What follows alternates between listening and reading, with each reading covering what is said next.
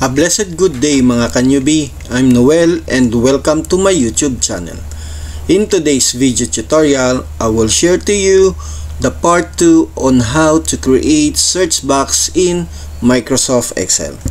But before we start, if you are new here in my YouTube channel or not yet subscribed, please don't forget to like, subscribe, and hit the bell button icon for updated weekly educational video tutorials. Now, let's start.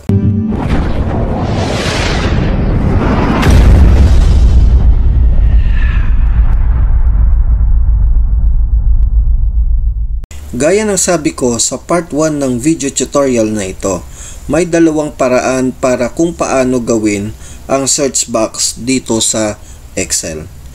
In today's tutorial, part 2 na ang tutorial natin kung paano gawin ang pangalawang paraan sa paggawa ng search box dito sa Excel. Kung hindi nyo pa napapanood ang part 1, ilalagay ko na lang ang link sa description box below. Hindi ko na patatagalin pa at mag-open na tayo ng ating mga Excel. At the end of this tutorial, ipapakita ko sa inyo kung paano i-apply ng mga teachers ang search box para sa kanilang mga estudyante. Kaya patapusin nyo po ang video na ito para matutunan nyo kung paano gawin at mai-apply nyo sa inyong mga estudyante. Kung mapapansin nyo, dito sa Excel, nakapag-create na ako ng data natin. So ito yung original data ko, hanggang dito siya sa baba, kung saan diyan hahanapin ng search box natin kung ano yung data na i-display niya rito. Now, dito tayo gagawa ng search box. So, first natin dito, punta tayo dito sa search box, click natin yung developer natin na menu. If wala kayong developer, sa part 1, pinakita ko po doon kung paano magkakaroon ng developer menu sa inyong mga Excel. Click lang natin ng insert, then after that, i-click natin ng text box. Then, ilagay na natin dito sa ating data. Okay. Then after nyan, right click natin itong ginawa nating search box and go to properties.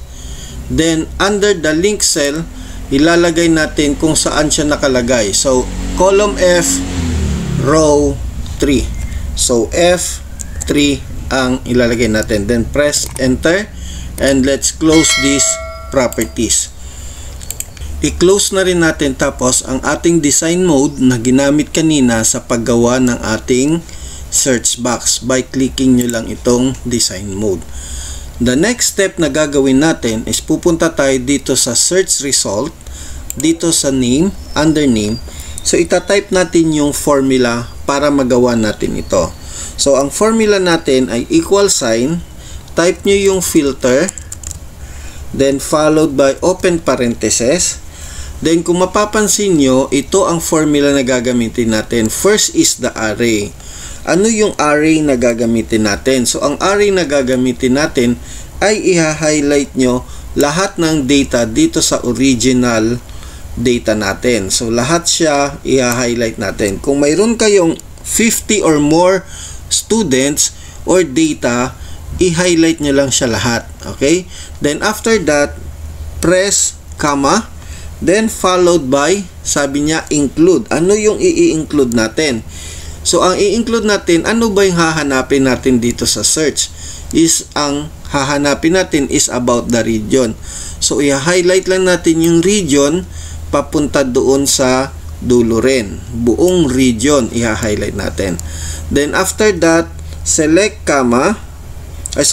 After highlighting the region, that is our include, i-press natin ang equal sign. So, sabi niya, dapat ang region natin ay maging equals dito sa search box natin. So, what is the column and rows of our search box? Ito yung column F, row 3. So, itatype natin dyan ang F3. So, sabi niya is from B8 to B22 ay equals doon sa F3 dito sa search box natin, no? ilalagay natin dyan ay comma, then followed by no match found or no data found. Then after that, close parenthesis lang natin. If empty, sabi niya dun kanina. So ulitin natin. So pagdating dito, ayan, nakasulat siya. Include natin is yung BA to B22 is equals to F3. So ito yon, no?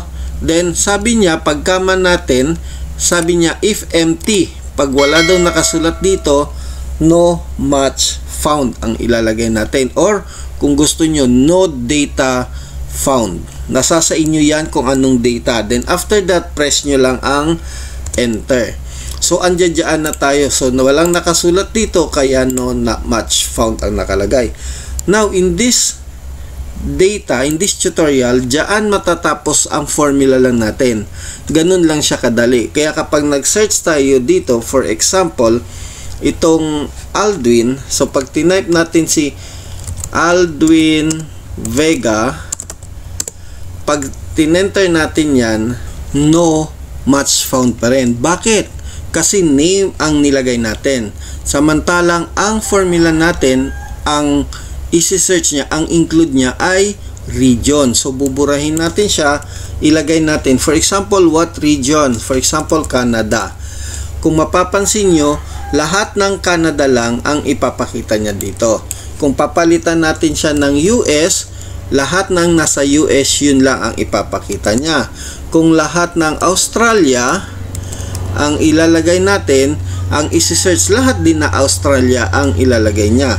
Kung lahat na ay Asia lang ang nakalagay dun sa search result natin. So kung mapapansin nyo, kung ano lang yung pipiliin natin, isi-search natin, yun lang ang i-display niya. Hindi gaya dun sa part 1 na kapag nag-search tayo, kukulayan niya yung data na yun kung ano yung naka-search.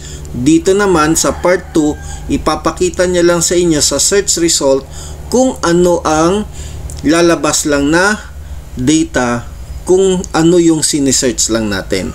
So now, ipapakita ko naman sa inyo kung paano nyo i-apply ang ganitong search box sa inyong mga estudyante.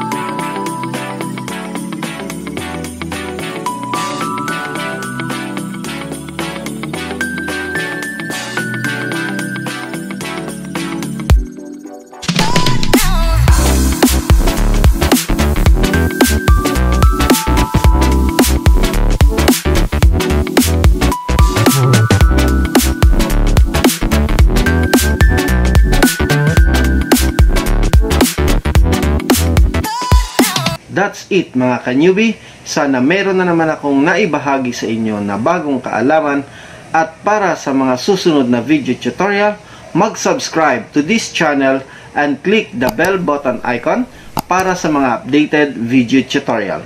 If you have any comment, suggestion, don't hesitate to comment below.